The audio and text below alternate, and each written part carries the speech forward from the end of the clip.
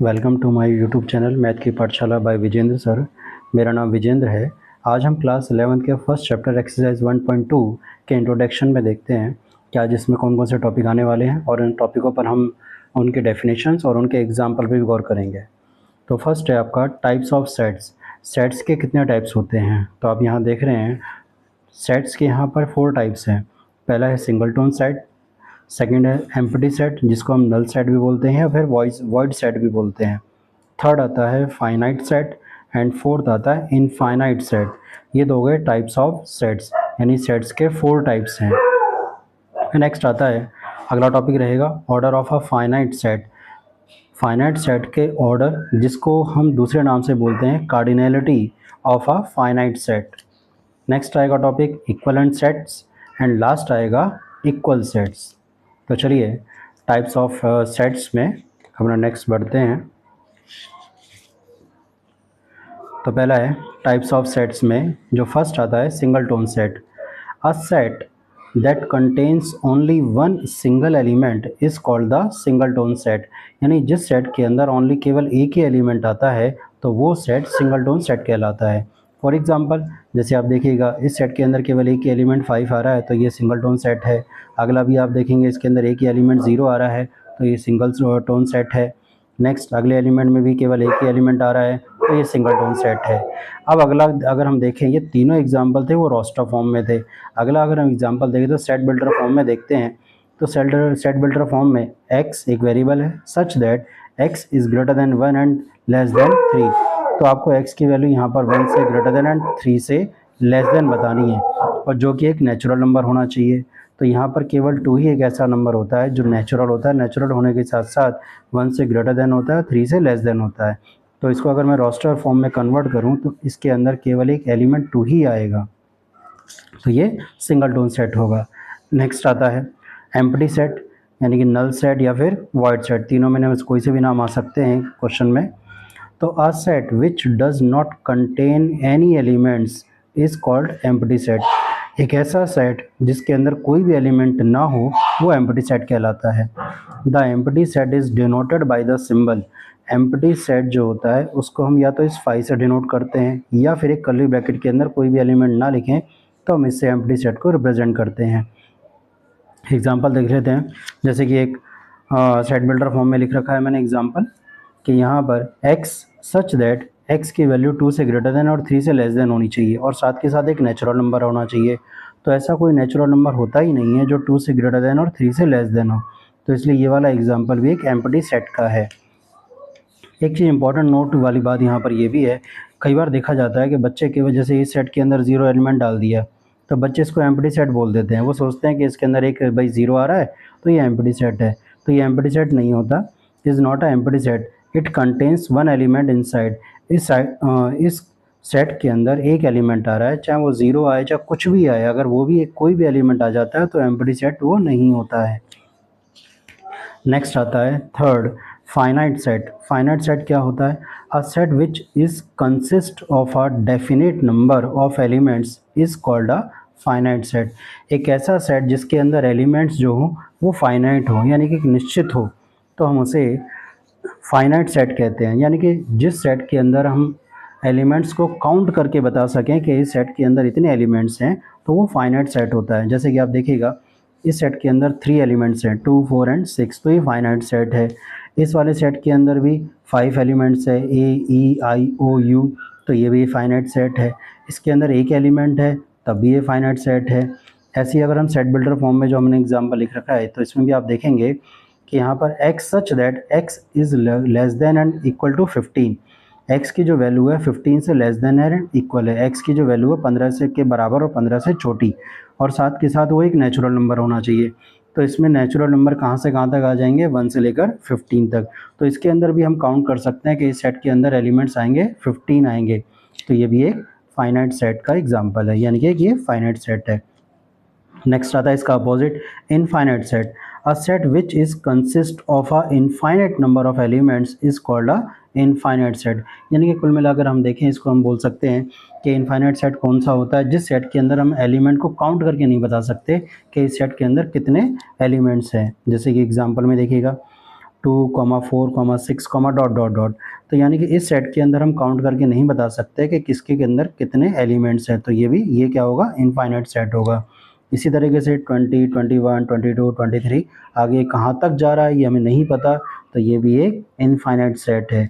इसमें हम सेट के अंदर काउंट करके नहीं बता सकते कि इसके अंदर कितने एलिमेंट्स आएंगे, तो ये इनफाइनाइट सेट है। नेक्स्ट लेते हैं सेट बिल्डर फॉर्म का example, x such that x is equal to 3 raise to power n, और n यहाँ पर एक नेचुरल नंबर होना चाहिए। जैसे अगर आप कोई भी नेचुरल नंबर यहाँ 1 से स्टार्टिंग करते हैं तो 3 रेज टू पावर 1 3 आ जाएगा फर्स्ट एलिमेंट।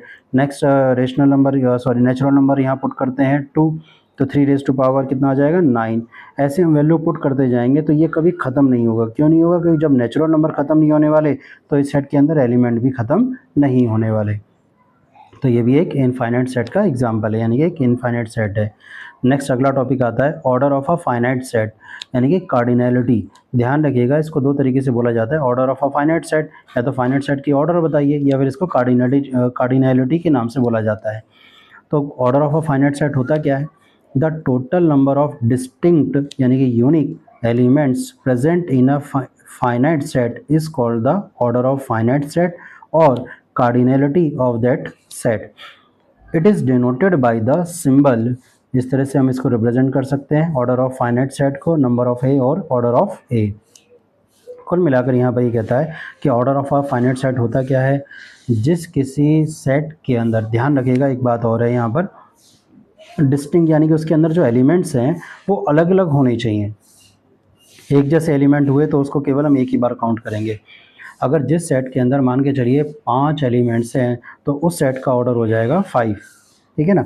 अगर किसी सेट के अंदर 8 एलिमेंट्स हैं, वो भी अलग अलग हैं, तो उस सेट का ऑर्डर हो जाएगा 8 हो जाएगा। जैसे एग्जांपल दिखाता हूँ आपको मैं, तो जैसे कि इफ़ ए सेट के अंदर आप देखिए 4 एलिमेंट्स हैं 1, 2, 3 एंड 4, देन इस सेट का ऑर्डर हो जाएगा 4। तो हम ए सेट के ऑर्डर को रिप्रेजेंट करेंगे इस तरह से। नेक्स्ट आता है बी सेट। बी सेट में यहाँ पर आप देख रहे हैं कितने एलिमेंट्स आ रहे हैं 1, 2, 3, 4, 5, 6, 7, 8, और ये 8 एलिमेंट्स जो आ रहे हैं वो सारे के सारे डिस्टिंक्ट हैं, यानी कि अलग अलग हैं, यूनिक हैं, एक जैसे कोई भी नहीं आ रहा। तो अब इसका ऑर्डर ऑफ बी यानी कि इसका number order of finite set कितना आ जाएगा 8, क्योंकि इसके अंदर 8 एलिमेंट्स हैं। नेक्स्ट लेते हैं सी एलिमेंट में कोई भी एलिमेंट नहीं आ रहा है, then number of C is equal to 0, यानी कि सी सेट का ऑर्डर जो है वो कितना है 0, क्योंकि एक भी एलिमेंट इसके अंदर नहीं है। नेक्स्ट आता है if D is equal to 0, इस सेट के अंदर एक एलिमेंट आ रहा है, देन इस सेट का जो ऑर्डर हो जाएगा वो हो जाएगा 1। नोट देखिएगा इसमें, the order of an infinite set is not defined. जो इनफाइनाइट सेट होते हैं हम उनका ऑर्डर डिफाइन नहीं कर पाएंगे। क्यों नहीं कर पाएंगे, क्योंकि इनफाइनाइट सेट के अंदर जो एलिमेंट्स आते हैं वो हम नहीं बता सकते कि कितना काउंट करके कितने एलिमेंट्स आ रहे हैं। इस वजह से इनफाइनाइट सेट का जो ऑर्डर होता है उसे हम डिफाइन नहीं कर सकते। अब नेक्स्ट एग्जांपल देखते हैं second, if A is equal to, देखिएगा इस वाले एग्जांपल में थोड़ा गौर करिएगा, 1, 2, 4, 5, 5, 5, 5 को कितने टाइम्स लिया गया यहाँ पर 3 टाइम्स, लेकिन हम काउंट केवल कितनी बार करेंगे, एक ही बार काउंट करेंगे। 6 ओनली 1 टाइम है, 8 यहाँ पर 2 टाइम्स आ रहा है, लेकिन काउंट कितनी बार होगा यहाँ पर 1 टाइम काउंट होगा। तो इस वजह से इस सेट का जो ऑर्डर हो जाएगा, देखते हैं इसमें 1, 2, 3, इसको केवल एक ही बार काउंट करना है, तो 4, 5 एंड 6, तो इस सेट ए का ऑर्डर हो जाएगा 6। Since we only count different यानी कि यूनिक एलिमेंट्स, केवल इसके अंदर यूनिक एलिमेंट्स को ही काउंट किया गया है, डिफरेंट एलिमेंट्स को काउंट किया गया है, सेम एलिमेंट्स को केवल एक ही बार काउंट किया गया है। 5 3 टाइम्स था, ओनली 1 टाइम सेट को 1 टाइम काउंट करेंगे। 8 यहाँ पर 2 टाइम्स था, तो ओनली इसको 1 टाइम काउंट करेंगे जो है। नेक्स्ट आता है इक्विवेलेंट सेट्स। इक्विवेलेंट सेट्स क्या होता है, 2 sets are called equivalent sets if they have the exact same number of elements.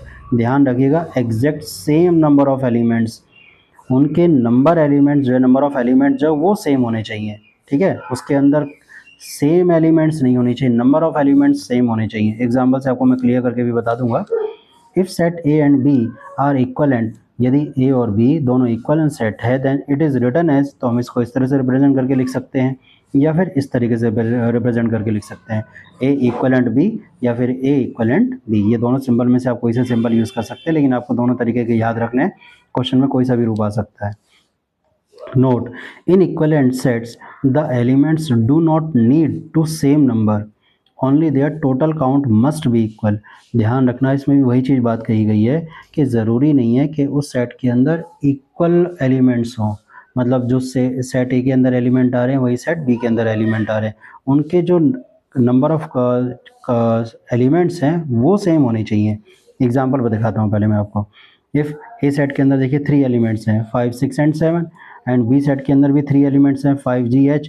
तो यहाँ देखिएगा दोनों में नंबर ऑफ एलिमेंट्स जो हम काउंट कर रहे हैं, इसमें भी 3 एलिमेंट्स हैं, इनमें भी 3 एलिमेंट्स हैं, यानी कि दोनों के ऑर्डर सेम है। देन ये दोनों ए और बी क्या हो जाएंगे, इक्वलेंट सेट हो जाएंगे। ये ज़रूरी नहीं है कि जो एलिमेंट्स इसमें आ रहा हो वही बी सेट के अंदर एलिमेंट आ रहा हो, या जो बी सेट के अंदर एलिमेंट आ रहा हो वही ए सेट के अंदर एलिमेंट आ रहा हो। कुल मिला के अगर दोनों सेट का ऑर्डर सेम है तो वो दोनों इक्वलेंट सेट कहलाते हैं।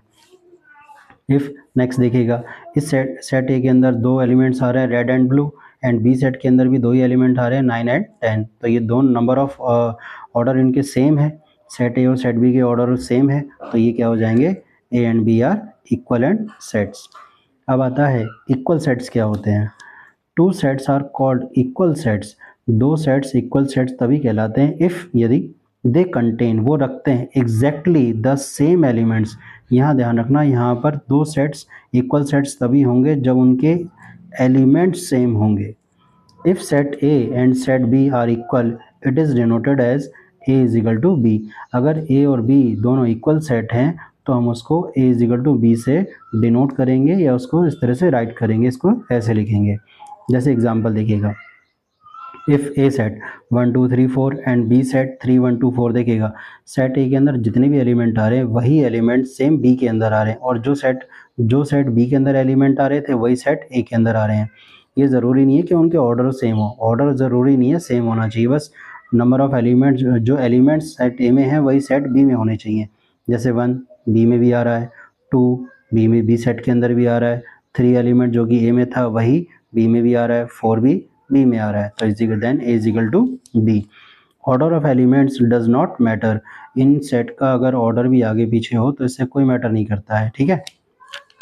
सेकंड एग्जांपल है, if A is equal to 1 2 3 3। अब देखिए यहाँ पर 3 को 3 टाइम्स नोट किया गया है, लेकिन काउंट हम केवल इसको एक ही बार करेंगे, and 4, and B is equal to 4 1 3 2। तो देखिए ए सेट के अंदर जो भी एलिमेंट आ रहा है वही बी सेट के अंदर एलिमेंट आ रहा है, और जो बी सेट के अंदर एलिमेंट आ रहा है वही सेम ए सेट के अंदर एलिमेंट आ रहा है। Then A is equal to B. Repeating element does not change the set. जो रिपीट एलिमेंट होते हैं वो सेट ए को चेंज नहीं करते हैं।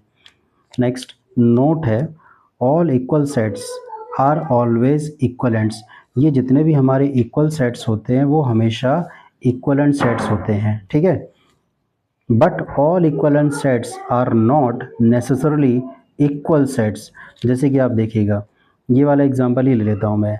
ये ए और बी दोनों क्या थे, इक्वल सेट हैं। इक्वल सेट होने के साथ साथ जरा देखिएगा, सेट ए की ऑर्डर कितना है, 4 है, बी सेट का भी ऑर्डर कितना है, 4 है, तो दोनों के दोनों क्या होंगे, इक्वलेंट सेट होंगे। तो अगर कोई 2 सेट इक्वल सेट है तो आप उसको ये भी कह सकते हो कि दोनों के दोनों सेट इक्वलेंट सेट भी होंगे। तो इस एक्सरसाइज 1.2 के सारे टॉपिक यहाँ ख़त्म होते हैं। नेक्स्ट वीडियो में हम इसके एक्सरसाइज के क्वेश्चन सॉल्व करेंगे। अगर आपको मेरी वीडियो अच्छी लगी हो तो चैनल को सब्सक्राइब करिएगा, लाइक कर दीजिएगा और कमेंट कर दीजिएगा।